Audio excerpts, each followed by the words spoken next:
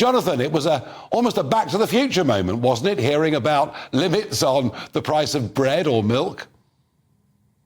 Exactly, and I couldn't really believe the headline. And I think looking at it, it doesn't really look as if the government is going to go ahead with this as a serious proposal, which, as you say, I think economists across the spectrum would regard as frankly bonkers. They seem to be talking instead about trying to persuade the supermarkets somehow to in some way cap the cost of essentials. But the supermarkets have already made clear that that's not really the way that the market works. They already compete, as we can see on our TV screens from their advertisements. So I suspect this is really just distraction, an attempt at distraction by the government from the sort of broader economic issues which you rightly highlighted.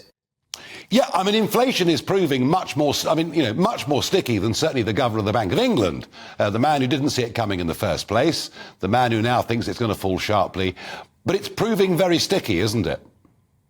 It is. But I would point out to one rather interesting piece of analysis that came out just this week from the LSE, focusing particularly on food prices, which pretty convincingly shows that while, of course, food prices inflation is driven by a lot of things, and it's high elsewhere in Europe, it's particularly high in the UK. And guess why? It is indeed Brexit. Of course. Now pretty confidently attribute a significant proportion of the food rise.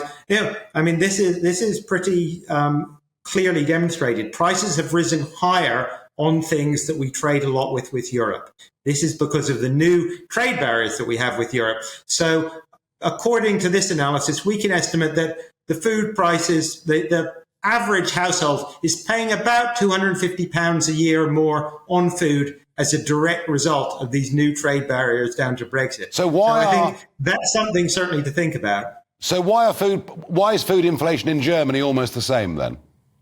But it's not the same in Europe as a whole. It's higher in the UK overall than it is in Europe as a whole. Of course, different countries in Europe have different food price inflation. But overall, we can look at how our trading relationship with Europe has changed. We can look at those particular products that have been affected, and we can say that not all by any means, but a significant proportion of this extra inflation is down to Brexit.